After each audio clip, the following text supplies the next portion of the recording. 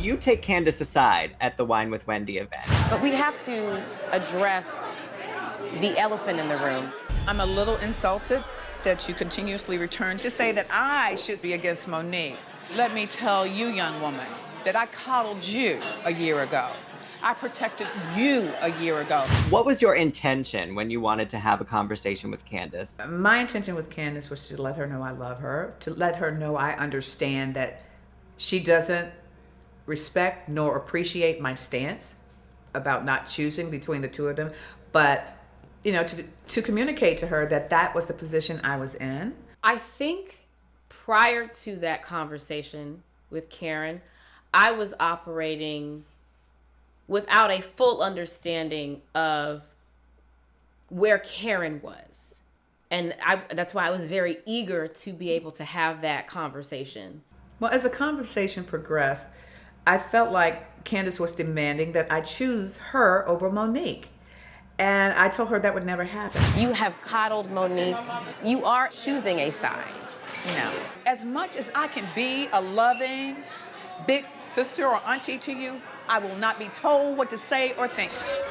Two wrongs don't make a right. I have been marching to the same beat all along. And I felt like, why, you know, Candiace, I'm so sorry you think that you can bully me, because you can't. At the conclusion of that conversation, I still did not have the answers that I was looking for. I think I left with more confusion than I came with. And it forced me to have to decide for Karen where Karen was going to sit. I have to stop looking to Karen for what I need. I have to decide for Candiace what it's going to be. I have to decide where Karen is going to live going forward. This fight it did not involve me. It really didn't. So don't make it about me. No, it's not about me. The answer, the solution to the friction between you and Monique lies within you all. So I understood her disappointment, but I didn't appreciate that approach with me because I have been nothing but supportive to Candiace. I've defended Candiace just as I have defended Monique. It's not even about defense, it's about supporting your friends. While you guys are having the conversation, Wendy steps in. Mm-hmm. And she's affirming the photo. Okay? We're having the conversation that needed to have. There is no middle ground in this. While I respect your opinion, it is just your opinion. You want me to choose a side and to totally abandon Monique. I'm not going to do that. What was your reaction when she decided to join the conversation? I'm like, who is this woman? Why are you here? What are you doing here, Wendy? First of all, Monique and Candiace are my friends at this point. I have more time with them. I know them better than you. We're at an event that is about empowerment, that's about uplifting women, and I just did not want any negativity at that event. So I wanted to intervene to see, A, what is this conversation about? Because you guys are away from where most of the action is being taken place, which was upstairs. And B, let's just make sure we keep this positive because that is the theme for today's event. Mm-hmm. Why are you interjecting yourself at these horrible times? This is not a good look for you. And I want to get to know you, but you keep jumping in at the wrong time. Girl, back off. Your turn's coming. I was like, what? No, what you to do is to stay. You will hold her accountable. Who are you to tell me what I need to do? No, call Dr. Karen, okay? I'll answer for myself. But she wasn't even interested in Candiace. She wanted to check me. Big mistake. Big mistake. So, yeah. Well, and Karen says that you're ignorant. Mm-hmm. As educated as you are, you sound very ignorant. Well, the only thing that's ignorant is coming to a women's empowerment event and not being able to say when another woman is wrong. That's what's ignorant.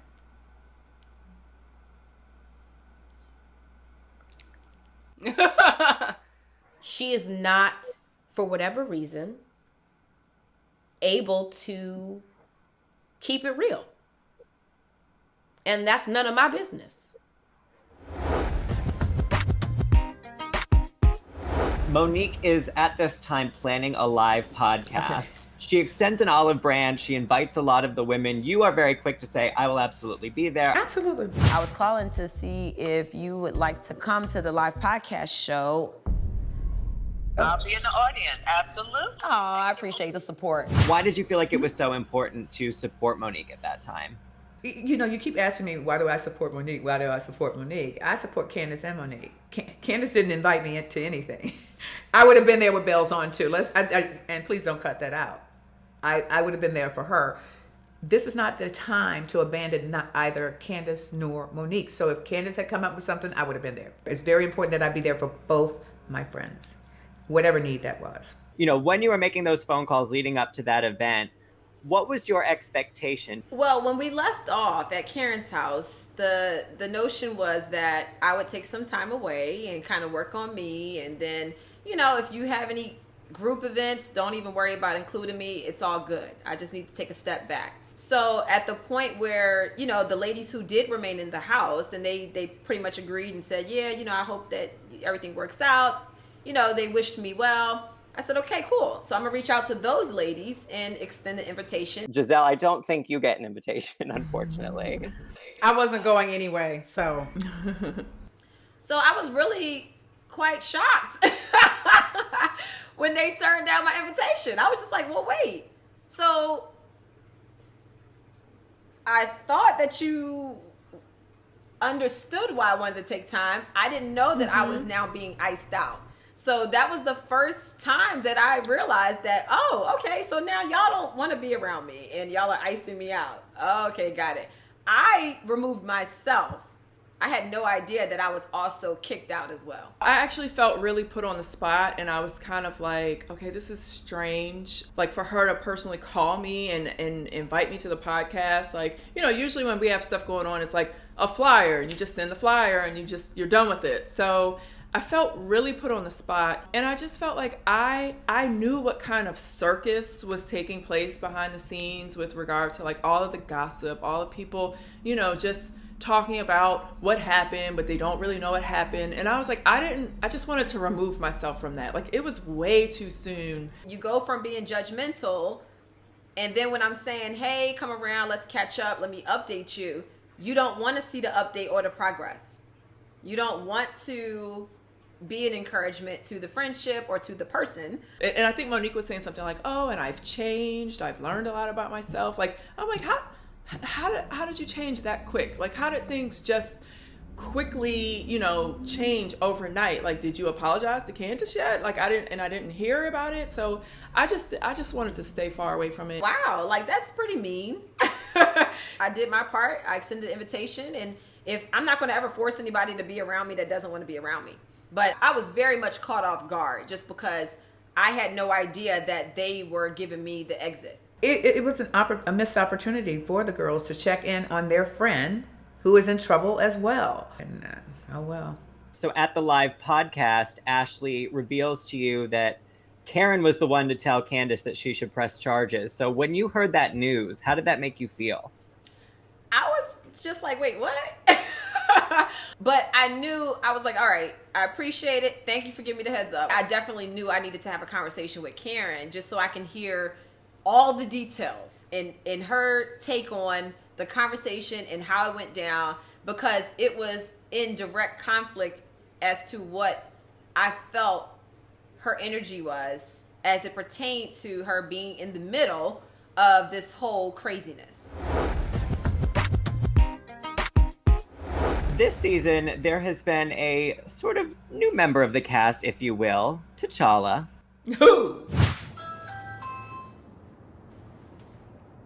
Hi,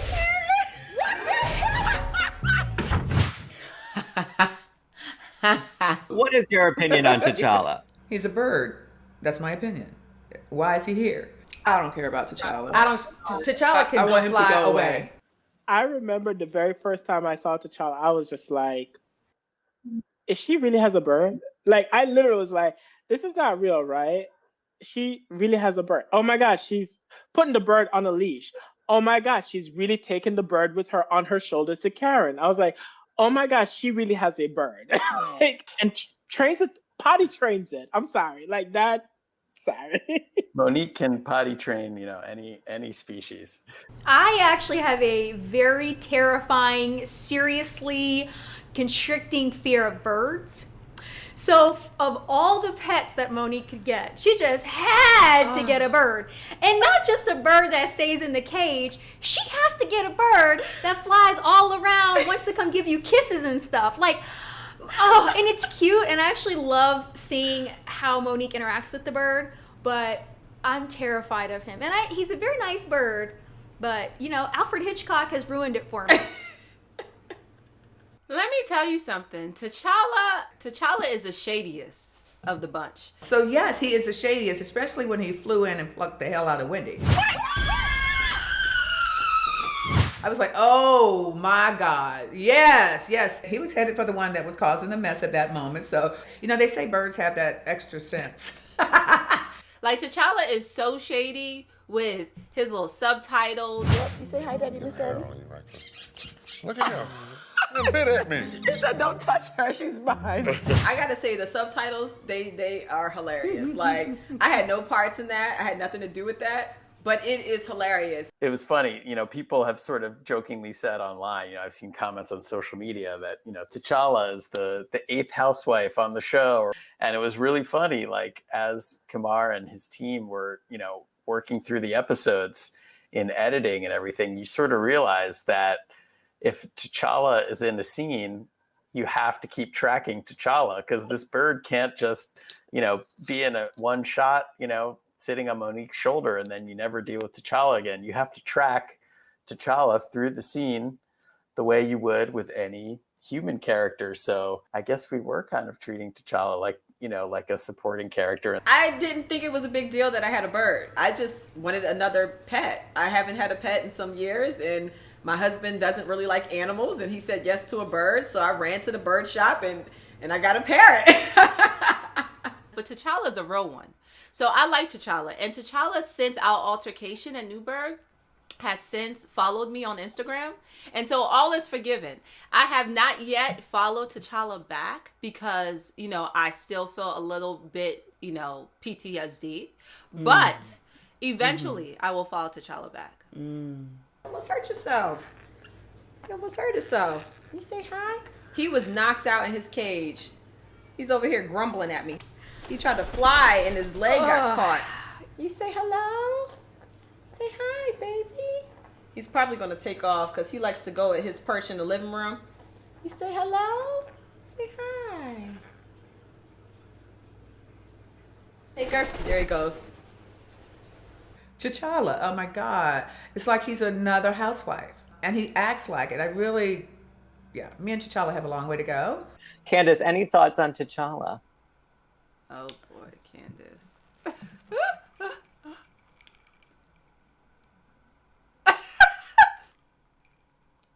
All righty.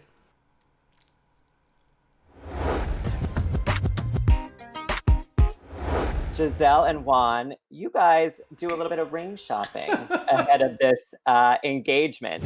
These are eternity, so they go all the way around. This don't say 5,900, do it? 59,000. That's what I That's thought. all diamonds. No. Did we bust the budget? Yeah, it's out of her price. I was so excited to you know, just be the person kind of like talking Juan through this and figuring out what Robyn would like. I really was happy that I was included. Like, I did my research. I found out what Robyn likes, and I made sure that Juan was very well aware. Juan is like a very intimidating dude. So when I'm trying to get Robyn like a 25 karat ring and he's like, no, Gizelle, no. It's kind of like, okay, Juan.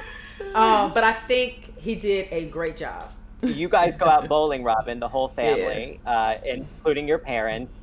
I don't know how much you know about this, Robyn, but like when you go to the bathroom, Juan actually does have the conversation with your parents and asks for their permission. I'm going to propose to Robyn. The meeting to sit down and talk to you guys about it. How you guys feel about that? And we got back to a really good place. Oh, that's what counts, you know. Yeah. TJ, you cool with that? I am. Aww. They really treat him like a son. When we met, I learned that he had lost both of his parents. When my parents found out about that, like, they instantly just like wrapped their arms around him and like became, you know, a second family for him. And we've been attached ever since. So, you know, their family is very tight, and they probably would just want to hear from him as opposed to Robyn calling them talking about, we got engaged again. You know, just give Robyn's parents that much respect, which of course he was going to do. Were the kids privy to that conversation? I believe too? the kids are with Juan. Yeah. Oh, wow. They kept a secret. Oh my God. What about to tell Mom? No, you can't tell your mom.